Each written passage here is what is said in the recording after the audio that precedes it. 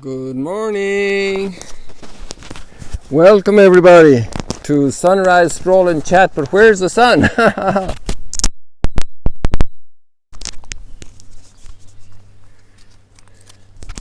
Sunrise Stroll and Chat. Welcome everybody. Where is the sun? It's a very hazy day. I'm incredibly impressed. It's totally overcast. It's very still.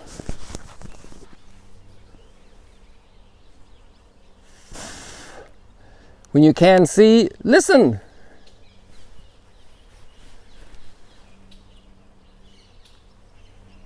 At night time we can't see, we have to listen.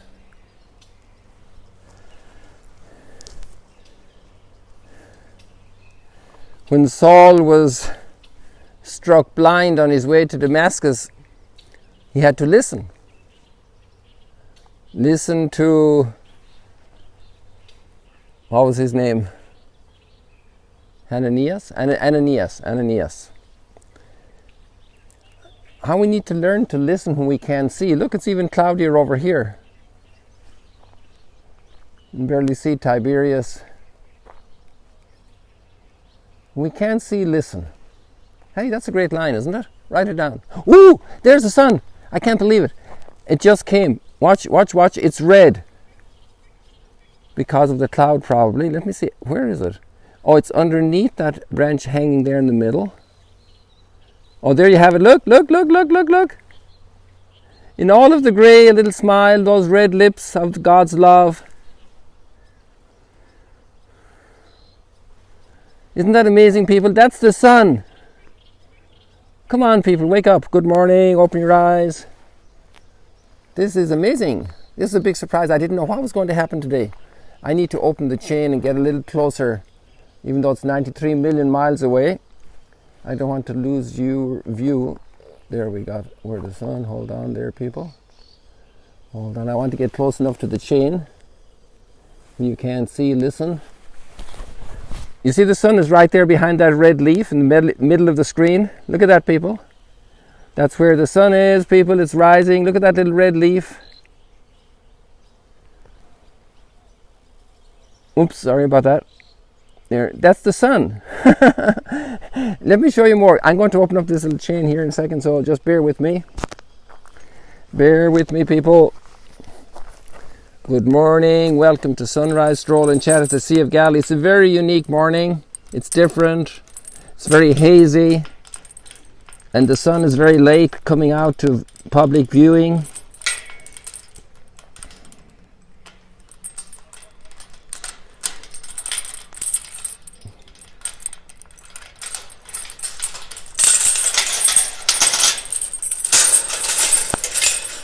And Peter and Paul were both in chains. There's even a church, Peter in Chains. That's the name of it in Rome, Peter in Chains. Or they were both in. Oops, people, I'm going to move you. People, I'm going to move you. Be careful. Just be careful. Be patient. You know, the sun is completely gone. It's not there anymore. But we'll find it. It's not completely gone. Sorry, people. Just bear with me. Well, I'm going to make that easier for you. Let me just do this, and then it won't be so. You know, isn't that funny little experience? When I had it out, focused into that little detail, the slightest movement became such a torment. Now I'm moving just as much as I was a moment ago, but in a bigger view. Isn't that also a nice lesson? That means when we get the bigger picture, we won't be as nervous, we won't be so jittery, we won't be so upset. And upset means like upset the table, upset the tray, upset people's lives. Because we focus too much on one little detail. It might be very important, it might be very painful, it might be very humiliating. But we focus so much on one little detail, we become very upset. Hey, I just learned that by doing that little movement for you now, and I was embarrassed that it was so jittery.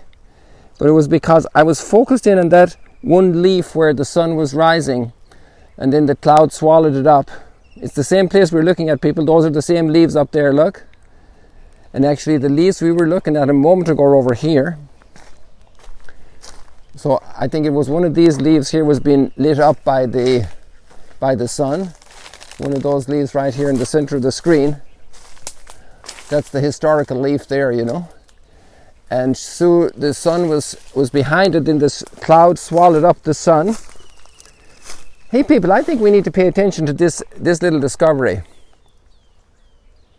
You know, when that camera was so... Do you want to do the experiment again? Let's do the experiment again. Okay, hold on there a second. I'm going to leave down my iPad. Okay, so now let's go more or less to the same place here. And this is where the camera was positioned, just about 6 yards behind me. And we'll do it like this here. So now we're going to go in to see the detail of one of these leaves. Okay? This is our experiment this morning. So now we're seeing the detail of the leaf. Now when I start moving the camera like this, wow! And I'm going to move the same movement in another moment with the total big focus, big picture focus. So this is the big picture focus. Okay, hold on here. This is an interesting lab experiment. Hey, you know, I never thought about this before. Now watch, I'm going to do the exact same movement I did a moment ago. So this is the exact same movement. You see, that's pleasurable. You're not falling out of your rocking chair. You're actually enjoying it and seeing diversity. You're seeing harmonies, you're seeing different shades. You're understanding. But when we had it focused on that one little bit of one little leaf and we started moving, it looked like the whole world was shaking. It was uncontrollable. It was out of control. What's the meaning? It's crazy, you know? So, hey people, maybe you have a problem going on right now. Get the big picture. Get the big picture. Get it into focus. Put it in the right frame. And put that frame into another frame. You know how sometimes very wonderful works of art have their own little rim around them, and then they're set on a background. I'm not good at these words, but there's a beautiful, you know, let's say cream paper or something, and then that's set in another frame, and then there are different rows of framing all around that, sometimes silver or gold embossed, real gold, real silver sometimes, in like major works. And so, and then maybe it's going to be sent as a present, so then it's put into another box and that's wrapped. You know, it's amazing how many frames we need to appreciate things. And whoops, there are birds. How many frames we need to appreciate things. I think that was I must write that down, or you write it down. What happened today when we saw the big picture. And especially when we have moments of anger, the first thing might be, okay, what's the big picture? And the big picture, I mean, bigger than getting God in the picture is like the maximum. But even the universe, you know, looking at the sun and the stars and the moon, or going up on the top of that Renaissance building restaurant in Detroit and Motown, and looking down on the world around me, my little world, going on the Empire State Building, or even going up on the rooftop in Notre Dame and seeing all of Jerusalem. You know, let's get rooftop experiences. Let's get building top experiences. Let's get our spot in the solar system, or even in the country, or even in the planet. Somebody yesterday was suffering a lot, and we're asking prayers also for the mom of a little baby, a 3-month-old baby, and the mom has a double type of cancer in the brain, and I think, where was the other one? In her back and her spine. And so we need to pray. But I was impressed how then people who have their own troubles just become completely focused on that, and they say, how can I pray for it? I tell the people I will pray for them. You know, it's amazing how when we get more perspective on our sufferings by seeing the sufferings of others, when we get more perspective on seeing history, that's the great value of studying history. You know, the ancients, even in the book of, is it the book of wisdom, the book of Qoheleth, you know, nothing is new under the sun. Because when I look back in history, well, actually there was the Spanish flu in 1919, right, where my grandmother died when my dad was 2 years old. and maybe less than 2. And it's amazing because once the world remembered the Spanish flu and then they started looking at other pandemics, it helped us with Corona. You know, we were there before. Humanity came through that. It's amazing how little by little we're going forward. Little by little. And there's a grace in every circumstance. And this morning there was a grey, totally dull grey sky, and there's a grace in this circumstance. See, everything is a gift. Everything is a gift. And the evil is just lacking of goodness in what's going around. But there's so much goodness anyway. And without some goodness, the evil wouldn't exist. Because it wouldn't be. Because being is good. And evil is only a lack of goodness. Let's say a guy should have 2 eyes, right? Okay, he only has 1 eye, so that's a bad thing. He had an accident, or maybe he suffered violence, or lost an eye. But there's a grace in every circumstance. He's still good, but he's missing something that he should have, and that's not good, that's bad. But then even in that bad circumstance, because of the bigger frame of redemption, there's a grace in every circumstance. Now look at, even though we don't have a direct sunrise, which is more in the center of the screen in terms of position-wise, look on the left of the screen.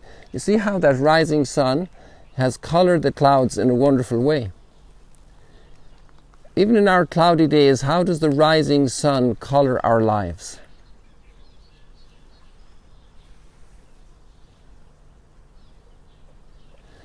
I read a beautiful little text. Actually, I heard it. I just did a select all, and I pressed speak. So my eyes weren't still opening, and I was listening. And this line was spoken. It was very, very beautiful. And I forgot what I was going to tell you. It'll come back to me.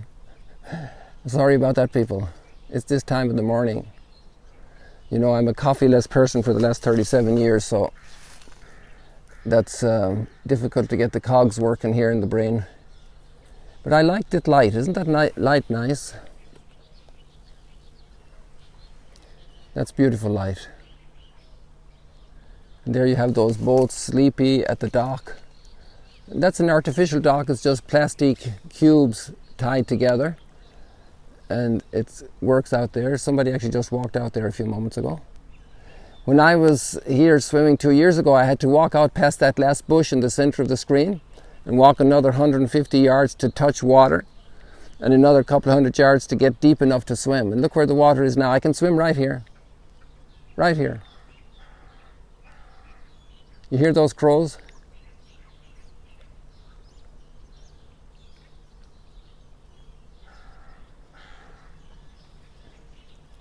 Oh, I remember the line. That we're always in a quest for new wonders, places of awe. The human spirit is thirsty for awe, for surprise, for wonder. And that's why gift is such an important reality, because when we receive gifts, we open up to wonder, to awe, to gratitude. Why did you think of me? Or how did you get that right thing for me? Imagine the day you can't breathe, and you got a ventilator, poor corona victims. And once that ventilator is given, then it's amazing how one says, how good, I needed oxygen. And that's so good for me. And imagine none of you this morning thought about oxygen probably. 99% of everybody participating here today, right now, nobody thought about, I need oxygen. You were breathing. It happens every day, all the time. It's good for me. It's a gift. And when the gift is missing, that's when I notice it's missing. I think the sun is over this direction, because look at the red over here. It's wearing glasses this morning. Or a mask. Maybe the sun is wearing a face mask. A total mask.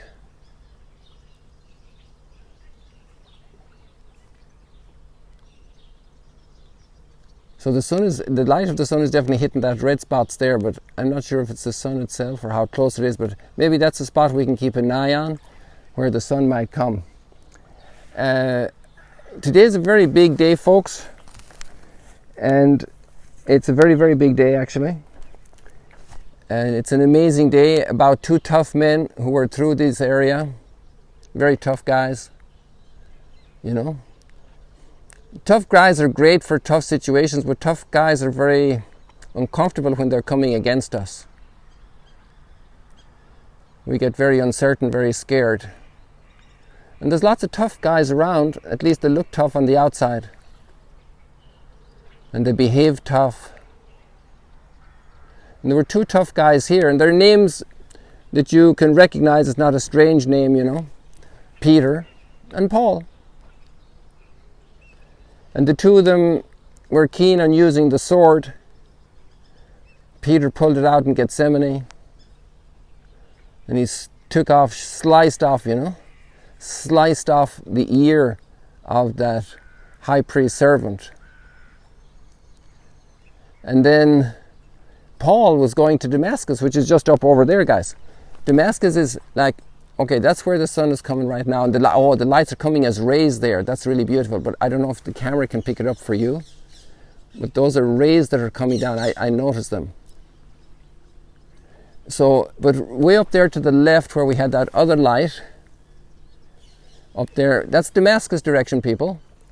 It's not too far from here. There was actually guys here in Magdala that used to sell vegetables in Damascus. They go with their car one day. On Tuesdays they go to Damascus, and Wednesday they go to Beirut. And the borders were still open. There was a train from Cairo to Beirut. So we need to pray for these conditions again of neighborhood, of good neighborly relationships between peoples. Not just neighbors on one street, but neighbors along the Via Maris, neighbors along this major corridor in the Middle East. So you could go out there to Damascus, and there was Paul, and he wasn't going in a neighborly, friendly way. He was going to wreak havoc on the Christian community, where there were the first disciples. And he had letters from the authorities in Jerusalem to do it. And he had chains to tie him. Now it's very interesting that these 2 guys both ended, Paul was beheaded because he was a Roman citizen, and Peter was crucified. So they were both, at the beginning of their life, advocates of violence, and at the end of their life they celebrated the fact that they were offering their lives in martyrdom for Jesus, who walked along the seas of Galilee and surely saw a morning like this at some point. Isn't that amazing? The transformation of these 2 guys, 2 tough guys. Peter was so ready to go into action every time, ready to speak all the time. Peter and Paul. And they both ended up in Rome. You know, and who are the big names around that time? Would you go to Rome today, what memorials do you see? You see this incredibly beautiful Basilica of St. Peter's. That all humanity look and see one, at least. And I actually have celebrated Mass at St. Peter's tomb down below in the crypt. It's a very special grace. And then at St. Paul's, another beautiful basilica. Paul outside the walls, because that's where he was buried. So isn't this amazing, people, how these guys were transformed? And it took a long time. So maybe you know some real tough guys that aren't very nice and that act very tough, and inside maybe are very broken. But they're on a path of transformation. They're not to be hated. For them we need to pray and to turn to God. For them we need to shower down love like the Lord pours His rain on the good and the bad alike, so that they continue experiencing that goodness is really tops. Goodness always outdoes evil, even if evil seems to have the victory.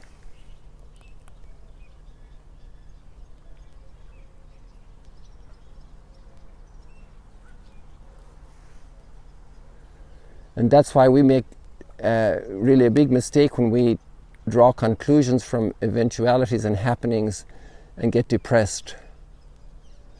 Of course we can become sad. But there's another level, a totally other level. Hey, that red is getting more beautiful over here. It's actually changing from red to more softer color.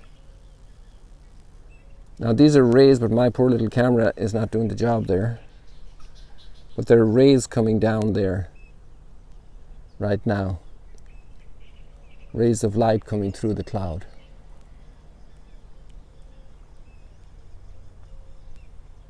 Hey people, how about taking out a little of the good word? And I'll just set you down here. Let me see where my best location is. I'm going to keep an eye on that sun.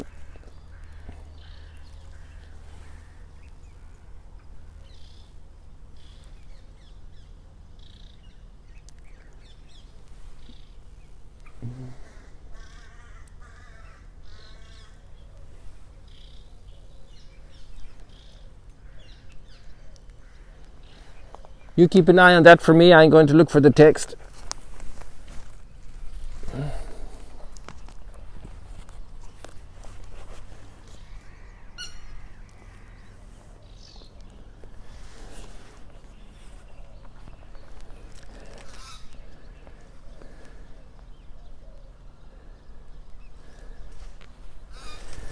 You know, that Paul guy, Paul, he was so tough on people he disagreed with, and he got letters to harass them and imprison them, and he ended up writing the most incredible hymn about love.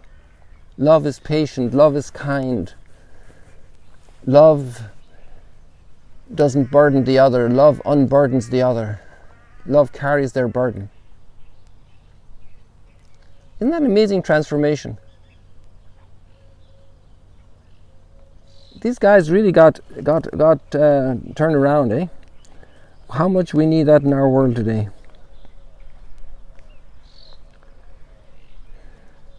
So we're in Acts of the Apostles 12. We have very special readings for today because it's the solemnity of Peter and Paul, the apostles. Peter especially for the Jewish people, Paul for the Gentiles. Peter a fisherman, Paul a very learned scholar in Jerusalem. Two very different people, two very different temperaments, both grasping violence as a solution, grasping a sword, grasping attack, and both learning to suffer martyrdom in forgiveness for their enemies. What a transformation. I'm stunned. In those days, we're in chapter 12 of Acts of the Apostles, first 11 verses. King Herod laid hands upon some members of the church to harm them. So there was a man also of violence, King Herod, you know. We don't know the story how he ended, but in God's mercy, maybe he had a chance to repent, and maybe he accepted it. He had James, the brother of John, killed by the sword. You know, all this sword business, and the strong line that Jesus said, he who lives by the sword will perish by the sword. How amazingly true. How violence cannot be the way to resolve human conflict. And even with those simple lines, we're not going to change the situation very much for a lot of folks today who are ingrained with violence, their DNA kind of has violence inside it. But people did get transformed. Saul did get transformed. The centurion at the crucifixion got transformed. There's real hope, people, real hope. And we're part of it through prayer and through charity and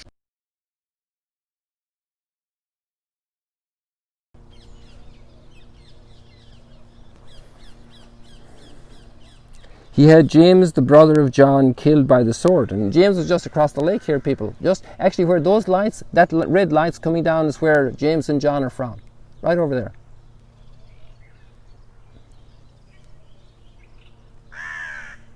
I hope you're back, people. I had a little glitch there with the internet was on. I forgot to turn it off. So it's working on 4G now. I hope you're back. So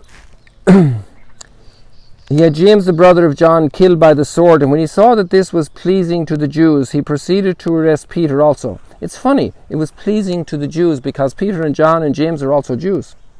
That's a complex world, you know. We talked about this before, a month, 2 months ago, when this theme came up. So he proceeded to arrest Peter also. It was the Feast of Unleavened Bread. He took him into custody, put him in prison under the guard of 4 squads of 4 soldiers each, 16 soldiers to guard this one little fisherman from Galilee. He intended to bring him before the people after Passover. Peter thus was being kept in prison, but prayer by the church was fervently being made to God on his behalf.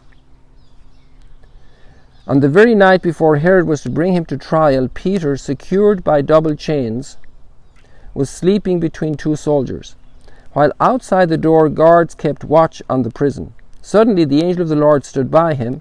A light shone in the cell. He tapped Peter on the side, wakened him, and said, "Get up quickly." The chains fell from his wrists. The angel said to him, "Put on your belt and your sandals." He did so. Then he said, "Put on your cloak and follow me." And they followed him, not realizing what was happening. He thought it was a dream. He thought he was seeing a vision. They passed the first guard, then the second. They came to the iron gate. The gate opened up. Remote control. The angel just pressed that button and it opened up. Remote control iron gate. It opened by itself. They emerged and went their way down an alley, and suddenly the angel left him, and Peter realized, wow, it's real. And then he comes and knocks on the door. You know the rest of the story. It's really great. Read it. Chapter 12. And this is what the Psalm 34 says. The angel of the Lord will rescue those who fear him. 5b. The biggest need probably we have is faith to know that intervention happens. And to be on our knees. And I invite you to pray for that mother with her 3-month-old baby. And the mother has double cancer in the brain and the spine. And there's a grace in every circumstance. And I just realized that I've talked so much about everything since the beginning, we didn't get any further. But your link is already posted here for the scripture, so you can go ahead and do it, and I leave it to you. The readings are so wonderful. We'll continue at Mass this evening for those who will join Mass. And meanwhile, God bless you. See you later. Alligator. This was a very special morning and a very special experience even for me, and I'm grateful, and I wish you many, many, many blessings. Have a wonderful day and celebrate the transformation of 2 tough guys.